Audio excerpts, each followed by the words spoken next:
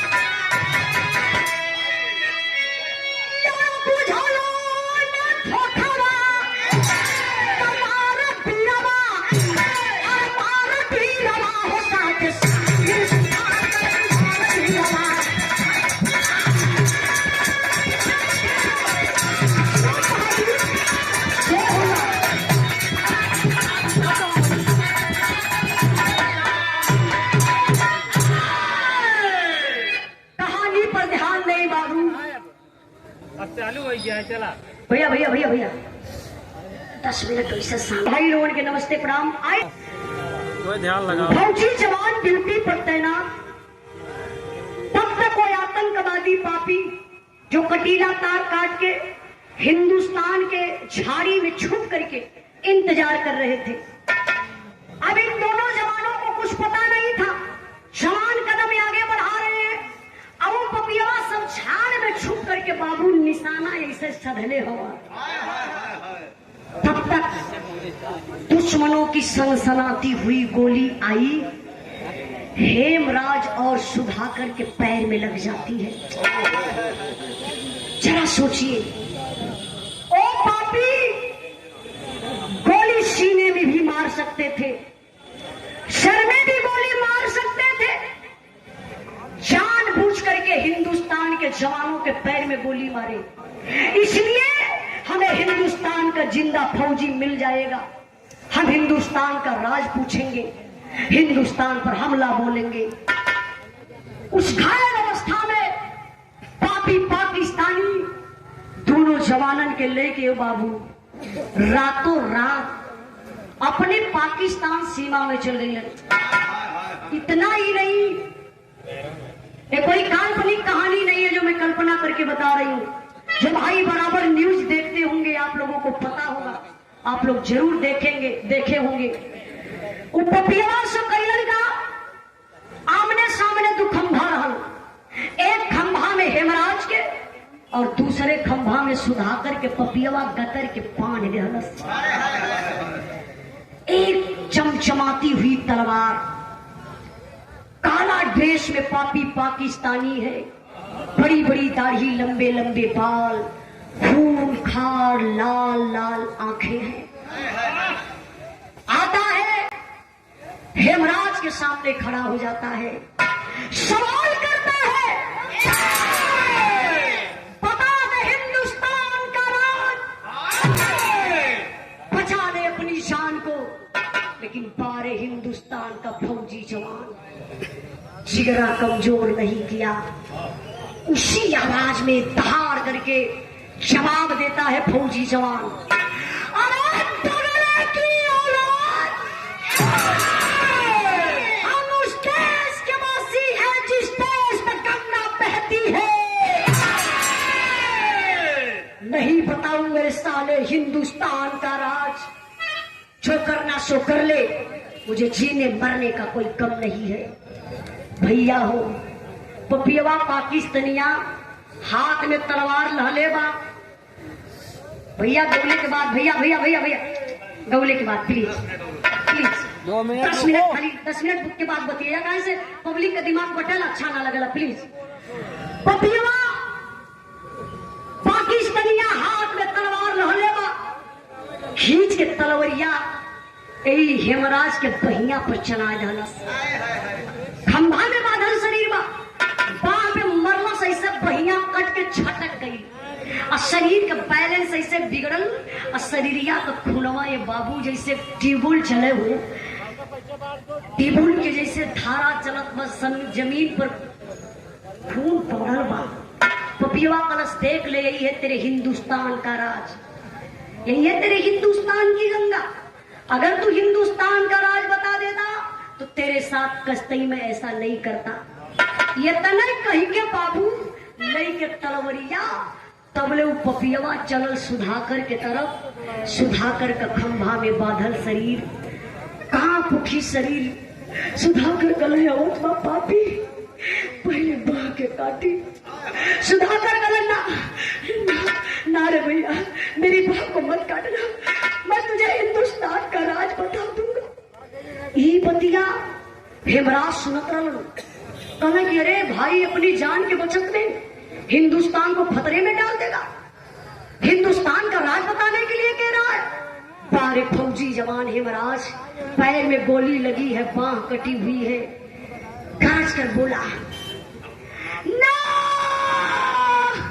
ना रे भाई ना, सुधाकर ना, तुझे झंडे तिरंगे की कसम, तुझे तेरी वर्दी की कसम, तुझे धरती मां की कसम, एक एक भी हिंदुस्तान का राज मत बताना रे भाई। अरे पगला, जान तो अकेली जाएगी, हिंदुस्तान और हिंदुस्तान के लोग तो बचे रहेंगे। तब नहीं पपिया का कैलस दौड़ के गए सुधाकर के पास, सोचलस कि डेरा अपन कनवा वही सुधाकर के मुहवा तर लगौलस की बता दे हिंदुस्तान का राज। लेकिन बारे हिंदुस्तान का फौजी जवान, हिंदुस्तानी खून बा साला, तो हिंदुस्तान का राज पूछ रहा है। ले मैं तुझे बता देता हूं कि मेरे हिंदुस्तान का राज क्या है। बादल फौजी जवान कर का सकेला, हिम्मत देखे फौजी जवान कर हार के अब पपियवा के मुहवा पर यही है मेरे हिंदुस्तान का राज, जो करना सो कर ले। ई पाकिस्तानिया करो सरे साला, उससे पूछा साला हिंदुस्तान की गंगा दिखाया, और साला तुमसे क्या पूछा रे, मेरे मुंह पर थूक दिया। ले मेरे हाथ से गिफ्ट खींच के पपियवा तलवरिया चलौलस हो भैया। यह सुधाकर का गर्दनिया काट लिया। फौजी भैया आप लोगों के पता हो, जब ही गर्दन काट लिहलस ऐसे मरलस, पैर से फुटबॉल नियर गर्दनिया होतना दूर पर छटक गया। फिर तलवार लेके आयम, हेमराज ऐसे खड़ा रहा, साला हिंदुस्तान की तू गंगा दिखा रहा है, ले मैं दिखाता हूं कि तेरे भारत की गंगा कैसे बहती है। खींच के बाबू तलवार चलोलस, हेमराज कभी वही गर्दनिया काट लेलस हो। यतने ना हो भैया, वही तलवार से दोनों जवानन का पेटवा ही से बीचों बीच फाड़ दिहलस। अब पेट फरला के बाद जो पेट का सिस्टम हो निकाल के बहरे फेंक के एक पेटवा के खुखा कर दहलस। पेट खुखा कैला के बाद एक भयंकर बम हेमराज के पेट में, एक दूसरा भयंकर बम सुधाकर के पेट में रख के पपियवा सिलाई कर दहलस। अब वर्दी पहनाए के रातों रात लसिया ले आए के हिंदुस्तान सीमा में कर आई। गर्दन कहाँ बा? संतोष भैया पाकिस्तान में। ये लिए वो पपियवा सब बम फिट कैले रहलन कि हिंदुस्तान का जवान जी है लाश के साथ छेड़छाड़ करियन, विस्फोट हो जाई, जितना आसपास जवान रहन सब मारल जाइयन। लेकिन हे बाबू, कई दिन बीत गया, सीमा पर खलबली मचल बा, सीमा से 2 जवान गायब, अभी पता नहीं चल रहा है। संजोग देखा कुछ जवान झाड़ी की तरफ जाते हैं, ऑपरेशन पर जा रहे हैं, ड्यूटी पर हैं, तो देखते हैं दोनों जवानों का पैर थोड़ा और करीब गए, कहे अरे यार 2 फौजी जवान यहाँ लेटे हुए कैसे हैं, क्या हुआ है? थोड़ा सी और आगे गए तो देखा तो भैया सर हईबे ना करे, पेट काफी ऊंचाई ले सुजल बा, पांव कटल बा। अब फौजी जवान समझ गए कि दाल में कुछ काला है। अगर वो छेड़छाड़ करते तो बम विस्फोट हो जाता और फौजी जवान मारे जाते। दिमाग लगाए बाबू, चेकअप करने वाली मशीन आई तो पता चला कि दोनों जवानन के पेट में भयंकर बम बा। बम के सुरक्षित निकाल लगन कैंप में ले आए के जवान सब बाबू लाश के रखल गमी मनावत हुए। यहाँ का बात आप लोग छोड़ी, तनी से दिमकवा आप लोग लेके चला हेमराज के घरे मथुरा खरैला गांव में, जहाँ हेमराज का दुल्हन स्नान करके बाबू हो श्रृंगार करे बैठल लाली।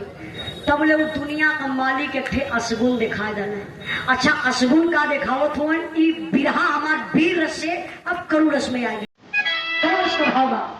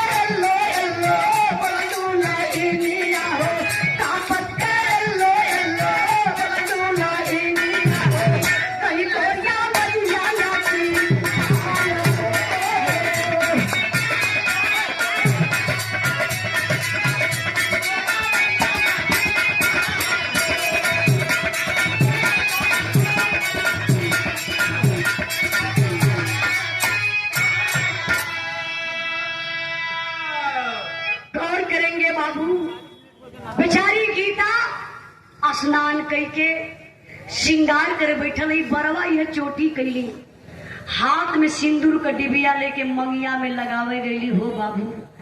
तबले दुनिया के मालिक का देखल या अचानक शरीरिया कांप उठल, सिंदूर का डिबिया जमीन पर गिरल, सारा सिंदूरवा बिखर गया। माई बहन के सुहाग बा सिंदूर, अगर तनी से गिर जाला तो आप लोग ओके ऐसे पोत के हाथे से लिप के मांगी तर लगा ले लो, लगावे लू कि ना।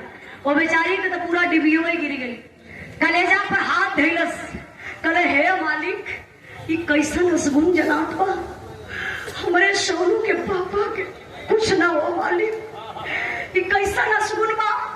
तब ले भैया हो सीमा से फोन आ गयल, नया नंबर बा, गीता ही समझत बा, लगत बा सोनू के पापा कई दिन के बाद आज फोन कैला है, नंबर चेंज करके फोन कैले हुए।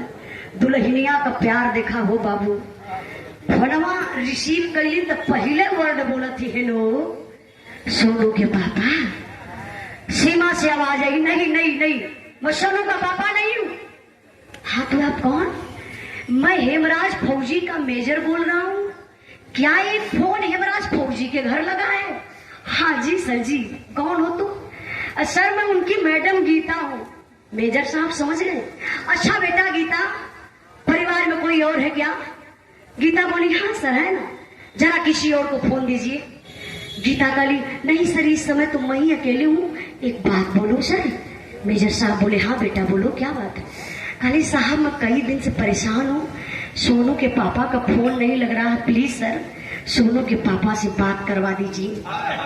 फौजी जवान के पैर तले से जमीन खसक गई, सोचने लगा ये दुल्हन पति का इंतजार कर रही है, मैं किस फौजी जवान से बात कर रहा हूँ? अगर मैं कहीं ये बता देता हूँ कि तुम्हारा पति शहीद हो गया, शायद अपने पति का मौत बर्दाश्त नहीं कर पाएगी तो उसकी भी मौत हो जाएगी। मेजर साहब दिमाग लगौलन, बाबू बतिये घुमाए देलन, कोई फोनवा पर गीता के बाबू कहे लगलन। अच्छा कहत कहूँ तनी से आप लोग ध्यान दें, 1 करोड़ इसके भाव पर कृष्ण कुमार यादव कहली के धरती से भैया की तरफ से 100 रुपए का पुरस्कार, बहुत बहुत प्रणाम। तनी बाबू ध्यान दें, भाव बाका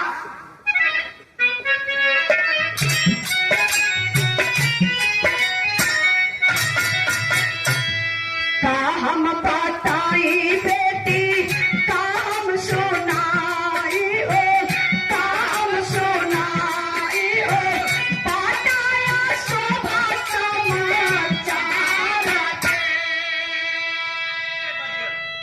मेजर साहब को बेटा क्या बताऊं, कुछ कहने लायक नहीं है।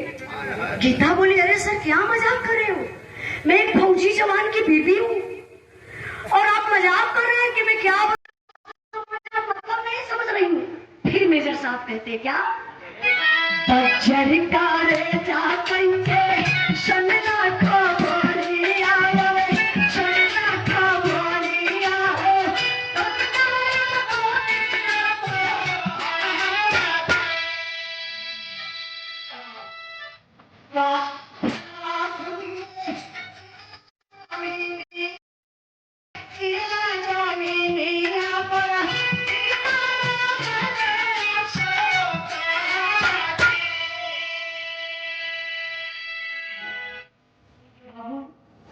मेजर साहब बताने लगे बेटा गीता मैं मजबूर हो गया हूँ, तुम बात करने के लिए कह रही हो हेमराज से ना, बेटा तुम अपने दिल को मना लो, तुम्हारा पति इस दुनिया में नहीं है, शहीद हो गया तुम्हारा पति, देश का रक्षा करते करते शहीद हो गया।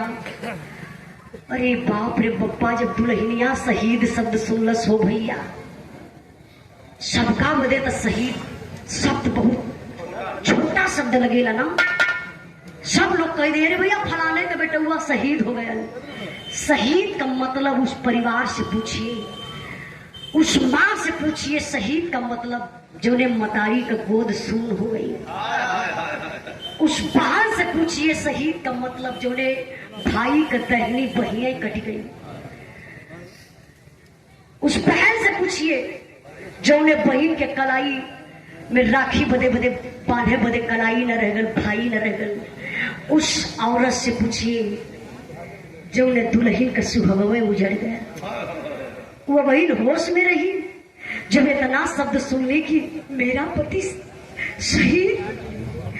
अरे बाप रे बप्पा, कटल पेड़ नियन हो और राय तो ही अंगना में गिरली गीता, चिल्ला चिल्ला के रोवत हई। बहरवा बाबूजी ब्रश मंजन करत रहला, अंगना का आवाज सुनल, दौड़ के गईला, कहला गीता बेटा क्या हुआ क्या हुआ? गीता तो रोवत हई। फोनवा देखना होता ना दूर पर जाए के पिताजी उठा लेना, फोनवा चालू बा, हेलो हेलो का आवाज आवत बा, पिताजी डांटे लगलन, कहले हेमराज। अरे पगला, तब बहू के का कह दले दे घर में रोवत बना। सीमा से आवाज आई, पिताजी मैं हेमराज नहीं हूँ, मैं हेमराज फौजी का मेजर बोल रहा हूँ। हाँ जय सर, जय जय। हाँ पिताजी, मैं आपको बताना चाहता हूँ कि आपका बेटा हेमराज इस दुनिया में नहीं रहा, शहीद हो गया। अरे बाप रे बप्पा, माई बाबू वही अंगना में गिर के चिल्लात हुए, पूरे गांव में कोहराम मच गल, हेमराज शहीद हो गया। पूरा गांव जुटल बा। ए बाबू, हेमराज के दरवाजे पर यहाँ का बात छोड़ल जाए, कहीं से दिमाग आप लोग लेके चलल जा, जहाँ फौजी जवान का लाश रखल बा, फौजी जवानन के लाश के साथे होत का बा। मास्टर साहब आधा का लाइन लगा दा।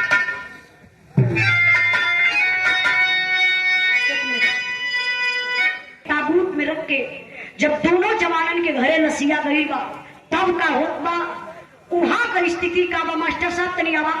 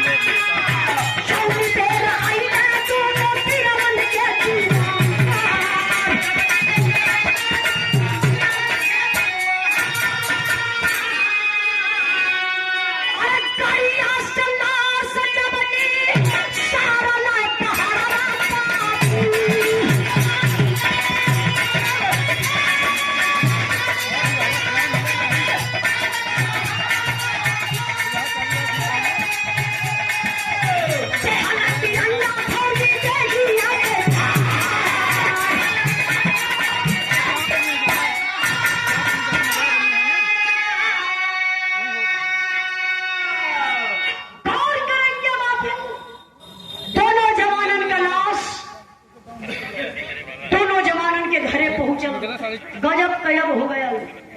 जब ताबूत खोलायल, लसिया के ऊ पहचानता ही ना बा। असल लाश का पहचान कैसे हुई? गर्दन कटल बा, बाह कटल बा, पेट चीरल बा। इंसान का पहचान तो चेहरा से होला ना। ऐसे गर्दन काट के फेंक दा, केहू ना बता पाई, या तो कोनो चिन्ह लगल रहे, कोनो निशानी रहे, तो उसे इंसान पहचान जाई। लाश समझ में ना आवत बा, क्या करबा? गीता में ताबूत में गिर के रोने लगली, जाने मेरे पति की लाश नहीं है, मेरे साथ गलत हो रहा, गलत। ये सोनू के पापा नहीं है। अगर ये सोनू के पापा रहते तो इनका गर्दन क्या होता? ये सोनू के पापा रहते, वाह क्या होती? अगर मेरे सोनू के पापा रहते तो पेट कौन चीरता?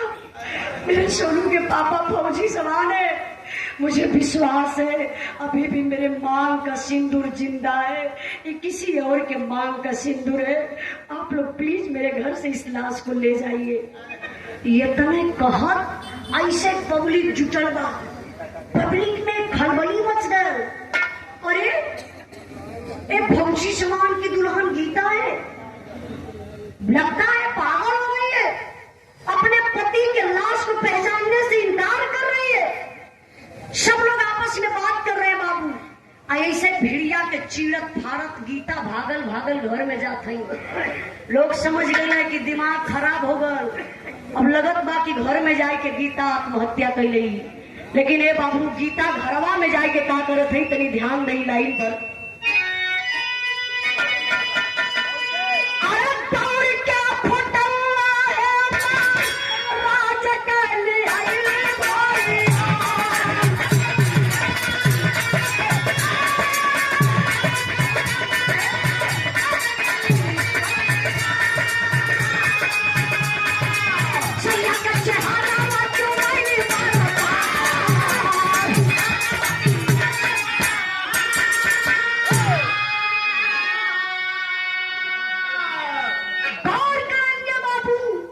गीता भागल भागल घरवा में गईली, कहाँ अपने बेडरूम में रहली। वो है फटौआ उठौली सिनेमा से सटौली और ले वही पब्लिकिया में दौड़त है। हे भैया देखी ना, आप पहचानत है ना सोनू के पापा लोग। गीता लेकर के फोटो बाबू पहुंचती है कहाँ, जो फौजी जवान के डेड बॉडी को लेकर के आए थे। लोगों की बोली बंद हो गई, दिमाग लगता काम ही नहीं कर रहा। उस औरत को देख करके ऐसा दृश्य होता है। पिताजी भैया भैया भैया भैया भैया भैया के पिताजी बैठल हो, अपने आप के बड़ा थमले हो, हिम्मत बनावत हो कि अगर रोई देव ना तो बड़ा अपमान हमार हुई है। समाज के लोग ये कही कायर बाप का बेटवा रहा शहीद हो गया। ये बात के मल्ले पिताजी अपने दिल के थमले हुआ, अपने बहू के बोलने लगे गीता अरे बहू तुम पागल हो गई हो। हाँ दाईदा ना, अरे अपना बेटा यमराज है, दाईदा पहचानने की कोशिश कर, नहीं पहचान रही है ना, इसी समाज के लोग मजा लेंगे। पति शहीद हो गया, गीता अपने पति को नहीं पहचानी। गीता कहली बाबूजी क्या मजाक कर रहे हैं, ये मेरे सोनू के पापा नहीं है। पिताजी बुलाए के लसिया के यहाँ बैठौले, अये बाबू है ये कफनवा हो, पैरवा से ये झंडा तिरंगा हटावत हुए। पैर में एक बचपन के चोट का निशान रहा है महाराज के, जो बाप जानत रहा। बचपना का चोट अक्सर माइये बाप जाने नहीं। बाप देखौले ये चोटिया काला, देख रे गीता देख बचपना में हेमराज पेड़ से गिरा था, देख ये चोट लगी है ना, ये चोट गवाही कर रही है कि अपना बेटा है। अरे बाप रे बप्पा, जब दुल्हनिया वो चोटिया के देखलस हो, वही लसिया पे गिरली, बेहोश हो गई। लोग चादर उड़ाए के इतना दूर पर लेटौले हुआ, डॉक्टर बुला दिला, इलाज चलत है गीता का। लेकिन अब अंतिम संस्कार कैला का बेला आई, सारे लोग जुटे हुए हैं, भीड़ बड़ा अपार बा। पिताजी लसिया उठावत हो, उठती बा, वो लसिया ओजन होत चल जात बा। अच्छा दूसर कोई उठावत लसिया झट दे उठ जा, लेकिन जब वो बाप लसिया उठावत तो लसिया उठते ना बा। काहे बदे हौसला टूट गया, अंदर से बिखर गया वो फौजी जवान का पिता, हिम्मत टूट गई है। लेकिन अंदर एक बात चल रही है, वही बात अगर हम रो दे कुछ कह देंगे, यही जमाने के लोग कहेंगे कायर बाप का बेटा राल शहीद हो गया। लेकिन मेरे बाबू बिरहा के सुनने वाले भैया बाबू गौर करिएगा, कहा जाता है कि औलाद का गम औलाद को पानी बना देता है। फौजी जवान का पिता ऐसे कंधा पे गमछा रख ले रहा हो भैया, बर्दाश्त ना भयल, कलेजा कांपल, आंख से आंसू छलके लगल, बस ये गमछा उतार के शरीर ऐसे कांपत बा, मुहवा मुनत हुए, रोवत हुए, वही लसिया के निहारत होकर कहा रे बेटा, बुढ़ाई में कमर तोड़ डाले हेमराज, बिना राम के कैसे मन मनाई रे बेटा, हाय रे लाल, बिना राम के कैसे मन में कैसे तो उठाई रे बेटा, लाल बुढ़ाई में कमर तोड़ डाले हीरा, धड़ाम से पिताजी वही लसिया पे गिरने बेहोश हो गए। दुनिया का सबसे बड़ा बोझा क्या होता आप लोगों को पता है? शायद कुछ लोगों को पता जरूर होगा।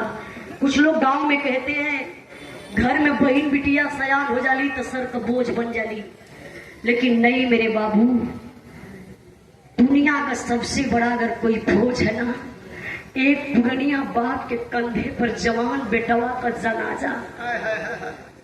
कौन बाप बर्दाश्त करी हो? नियम तो ही बनल बा, बाप के कंधा बेटा दे तो बाप के स्वर्ग हो जाई, और जवन बाप अपने नौजवान बेटवा के कंधा दे वो तो जियते जी न नरक हो गए, बेहोश हो गई। पिताजी लोग इलाज करावत हुए बाबू, कोई नहीं रह गया परिवार में अंतिम संस्कार करने के लिए। आप लोग जैसे सम्मानित व्यक्ति, गांव के प्रधान, प्रशासन के लोग, नेता अगर जाते हैं लाश को लेकर के अंतिम संस्कार कर देते। अंतिम संस्कार तो हो गल हो भैया, तेरे ही बीत गई बा, तेरे ही बीतना के बाद जनरल साहब आते हैं। शोक संदेश हृदय से लेकर, शोक संदेश हृदय से लेकर जनरल साहब आए हैं। दोनों परिवारों को आकर के दिल से धैर्य बधाई है। सच्चा सबूत जो देश का था वह वीर हिंद रखवाला था। एक ज्योति हमको दिखा गया, वह भारत का रहने वाला था।